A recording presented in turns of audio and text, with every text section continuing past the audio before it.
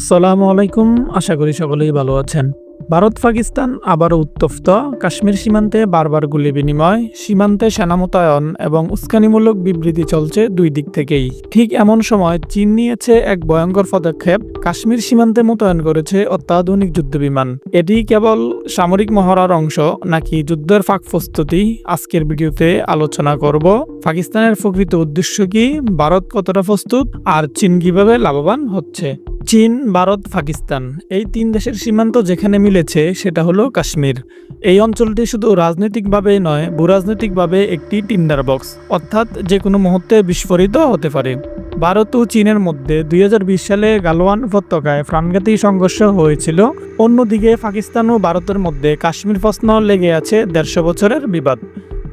চীন বরাবরই কাশ্মীরকে ডিসপিউটেড টেরিটরি হিসেবে দেখেছে এবং পাকিস্তানের অবস্থানকে সমর্থন করে এসেছে। তবে এখন আর শুধু রাজনৈতিক সমর্থন নয়, সরাসরি সামরিক উপস্থিতি দিয়ে চীন একটি বার্তা দিচ্ছে। সাম্প্রতিক স্যাটেলাইট ছবিতে ধরা পড়েছে চীন কাশগড় ও হোতান বিমান ঘাঁটিতে মোতায়েন করেছে J-10C multirole fighter, J-16 heavy fighter bomber, KJ-500 AWACS surveillance aircraft, HQ-9B long range same system. এই বিমানগুলো ভারতের বিরুদ্ধে আকাশ প্রতিরক্ষা ও আক্রমণের জন্য অন্তত কার্যকর। বিশেষজ্ঞদের মতে PAL এর লক্ষ্য হলো ভারতকে দ্বিমুখী যুদ্ধে ফেলে দেওয়া, একদিকে পাকিস্তান আরেকদিকে চীন। চীন পাকিস্তান সম্পর্ককে বলা হয় higher than the mountains, deeper than the oceans and sweeter than honey, অর্থাৎ পর্বত থেকেও উঁচু, সমুদ্র থেকেও গভীর, মধুর থেকেও মিষ্টি।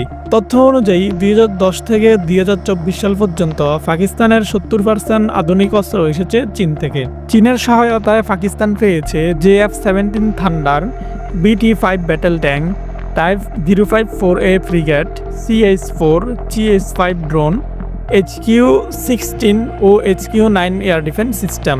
চীন এখন পাকিস্তানের প্রধান প্রতিরক্ষা অংশীদার। যদি পাকিস্তান ভারতের সঙ্গে যুদ্ধে জড়ায়, চীন সরাসরি না এলেও লজিস্টিক, গোয়েন্দা ও স্যাটেলাইট সাপোর্ট দেবে, এটি প্রায় নিশ্চিত। ভারত যুদ্ধ করলে একসাথে দুইটি ফ্রন্টে লড়তে হবে। পশ্চিম সীমান্তে পাকিস্তান, উত্তর সীমান্তে চীন।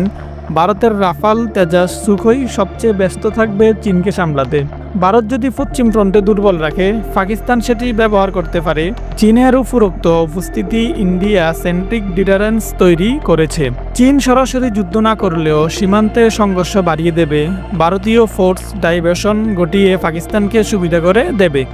এমন পরিস্থিতিতে যুদ্ধ আর শুধু দুই দেশের মধ্যে সীমাবদ্ধ থাকবে না, বরং তা হবে আঞ্চলিক সংকট।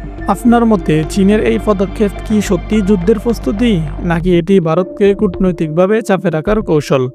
কমেন্টে জানিয়ে দিন আপনার মতামত। ভিডিওটি ভালো লাগলে লাইক দিন, শেয়ার করুন এবং আমাদের চ্যানেলটি সাবস্ক্রাইব করে আমাদের সাথেই থাকুন। ধন্যবাদ।